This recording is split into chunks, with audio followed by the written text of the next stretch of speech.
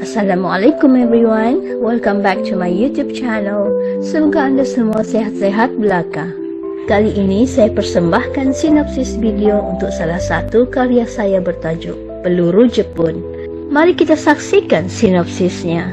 Siaran dimulakan dengan Kapten Sheila mahu menceritakan sebuah pengalaman luar biasa yang dialaminya ketika menjadi pilot syarikat penerbangan. Kapten Sheila memberitahu bahawa sekarang dia hanya bekerja sebagai pilot persendirian. Pada awalnya, Kapten Sheila bekerja sebagai pilot untuk syarikat penerbangan kargo.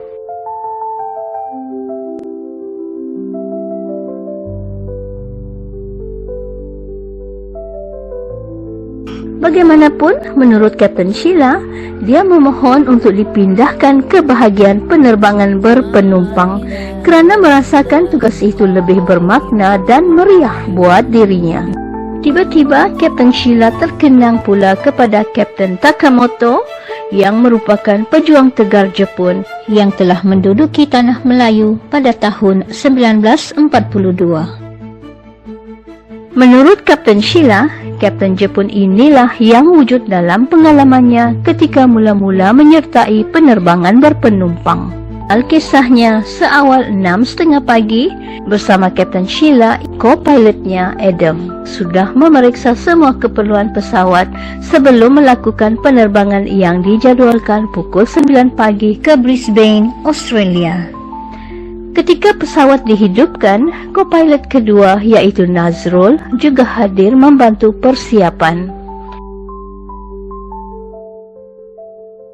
Di awal penerbangan, cuaca nampak cerah dan ceria.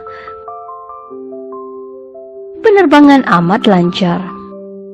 Bagaimanapun, tidak lama kemudian, awan-awan hitam mula bertebaran. Cuaca memburuk dengan ribut petir. Isyarat memasang tali pinggang keledar menyala, meminta semua penumpang duduk di tempat masing-masing dan memasang tali pinggang keledar. Kerana tidak mempunyai pilihan, pilot-pilot pesawat terbang memasuki awan-awan hitam dengan yakin. Akan tetapi, selain hujan, ribut petir yang semakin memburuk, bahkan pesawat mereka disambar kilat.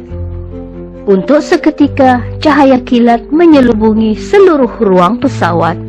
Dan setelah itu, pesawat yang mereka naiki ditembak beberapa kali daripada pesawat tentera berlambangkan logo negara Jepun. Yang menembak mereka ialah Kapten Takamoto yang menyertai kependudukan Tanah Melayu pada tahun 1942. Isyarat amaran telah berbunyi dan gegaran kuat yang mengenai pesawat membuatkan para penumpang menjerit ketakutan. Kapten Sheila dan pilot Adam cuba mengawal keadaan pesawat. Manakala Kapten Takamoto Jepun turun ke darat menukar pesawat tentera yang lebih canggih untuk mengetuai serangan udara. Sasarannya ialah pesawat yang diterbangkan oleh Kapten Sheila. Sekali lagi, tembakan Kapten Takamoto menyebabkan sebelah enjin pesawat gagal berfungsi. Kapten Sheila cemas seketika. Beliau dan pilot Adam berusaha mengawal pesawat untuk kekal terbang di udara. Nampak mustahil, tetapi mungkinkah kilat yang menyambar tadi membawa mereka ke tahun 1942 di mana Jepun menduduki Tanah Melayu? Di lapangan terbang, ramai saudara mara penumpang membanjiri kaunter pertanyaan apabila mengetahui pesawat yang dinaiki oleh saudara mara mereka hilang daripada radar. Para wartawan juga sibuk membuat liputan. Skuad penyelamat juga mula mencari pesawat yang diterbangkan oleh Kapten Sheila setelah dilaporkan hilang daripada radar. Ketika pesawat mereka melalui kawasan perkampungan, Kapten Sheila, pilot Adam dan Nazrul dapat melihat ramai tentera Jepun menunggu pesawat mereka turun ke darat dengan mengacukan senapang. Di ruang udara pula, tentera udara Jepun mengejar pesawat mereka untuk melepaskan tembakan. Pilot Adam cuba bertenang dan fokus pada kelajuan sebagaimana yang diminta oleh Kapten Sheila. Kemudian, Ketua Pramugara Uzair memaklumkan kepada co-pilot Nazrul bahawa penghawa dingin di kabin tidak berfungsi, menyebabkan keadaan yang panas dan sukar untuk bernafas. Co-pilot Nazrul segera memeriksa penyelenggaraan dan melakukan apa yang patut. Kapten Sheila akhirnya meminta co-pilot Nazrul menggantikan tempatnya untuk sementara waktu kerana beliau hendak pergi ke ruang penumpang. Kapten Sheila berterus terang dengan penumpang bahawa pesawat yang mereka naiki kemungkinan besar telah masuk ke zaman silam di era zaman penjajahan Jepun di Asia ketika disambar petir. Dan tentera udara Jepun telah melepaskan tembakan ke pesawat mereka mengakibatkan kerosakan enjin sebelah kiri. Tentera Jepun akan terus-menerus menembak pesawat mereka sehingga tumpas. Oleh itu, Kapten Sheila meminta mana-mana penumpang yang mempunyai bendera Jepun memintanya untuk menunjukkan bendera itu kepada tentera udara Jepun melalui tingkap. Dan jika tidak ada, Kapten Sheila meminta mereka membuat bendera Jepun di atas kertas atau kain dengan segera. Mujurlah kebetulan ada 3 orang penumpang Jepun dan mereka ada membawa bendera Jepun untuk persembahan tim Jepun di Brisbane nanti.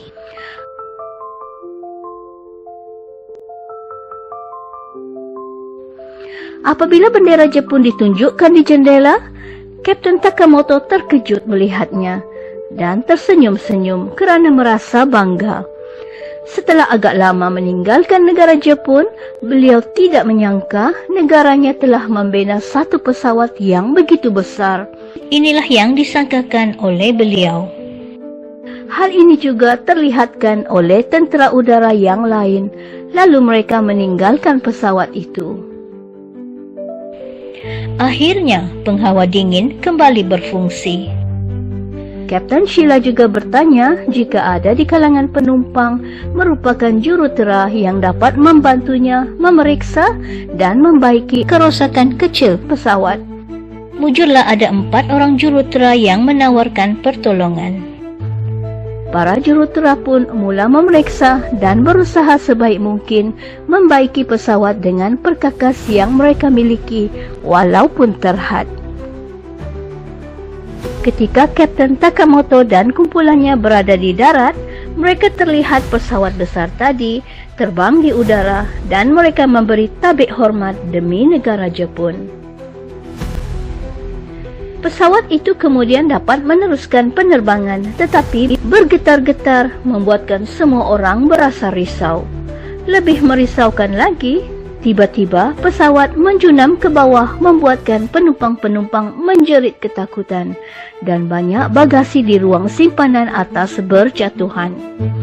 Pesawat ini dihujani batuan-batuan kecil dari awan tebal dan mereka terpaksa menembusi kepulan awan yang tebal itu.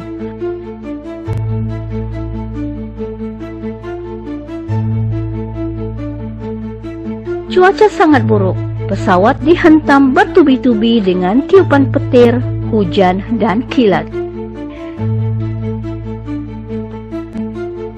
Kapten Sheila tidak mahu panik, lalu berlagak tenang kerana dalam hatinya berzikir dan berdoa memohon pertolongan Allah.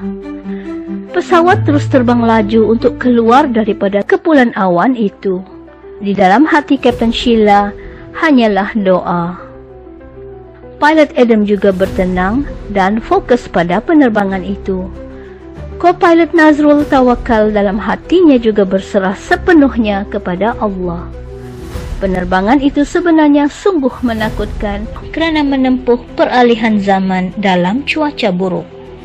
Selepas pesawat itu sekali lagi menjunam ke bawah, Kapten Sheila dengan tenang mengawal pesawat itu walaupun hati beliau dan perasaan setiap penumpang penuh dengan debaran. Akhirnya mereka selamat keluar daripada kepulan awan itu dalam keadaan enjin kiri terbakar kecil.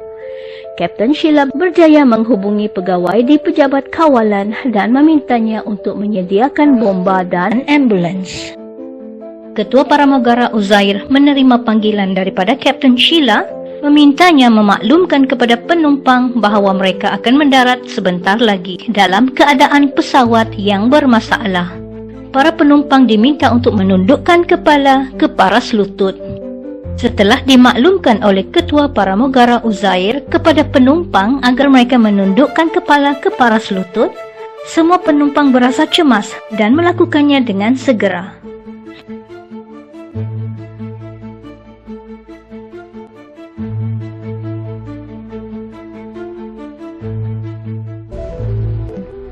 Demi keselamatan, mereka berpatah semula ke lapangan terbang Kuala Lumpur dalam keadaan pesawat yang terbang dengan tidak stabil tetapi masih mampu dikawal baik.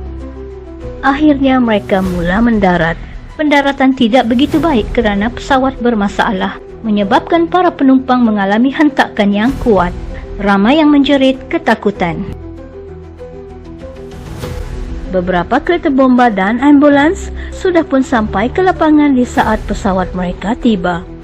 Pegawai di pusat kawalan itu, iaitu Encik Fairuz, terkejut melihat keadaan pesawat dari jauh yang mana asap api kelihatan keluar dari bawah pesawat. Sebaik sahaja pesawat selamat mendarat, para penumpang tergesa-gesa bangun untuk keluar menyelamatkan diri. Mereka takut api kecil itu merebak ke bahagian petrol yang boleh menyebabkan letupan. Kapten Sheila meminta co-pilot Adam dan Nazrul untuk menyelamatkan diri melalui tingkap kecemasan.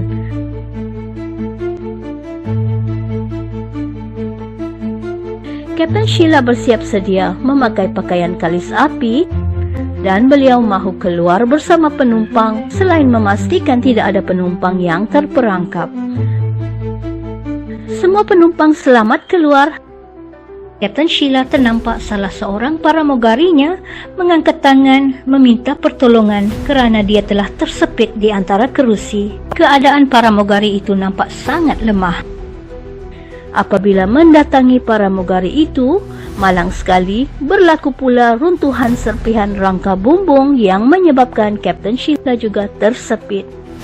Beliau menjerit sekuat hati meminta pertolongan, tetapi tidak ada sesiapa mendengarnya. Mujurlah kru bomba datang memeriksa keadaan pesawat untuk menyelamatkan penumpang yang tercedera.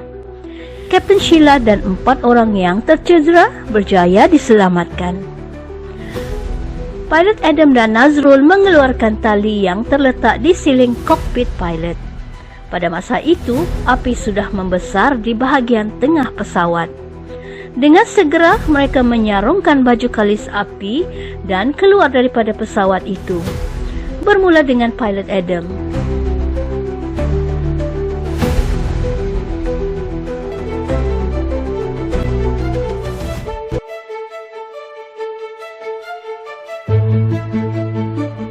Setelah itu, Nazrul.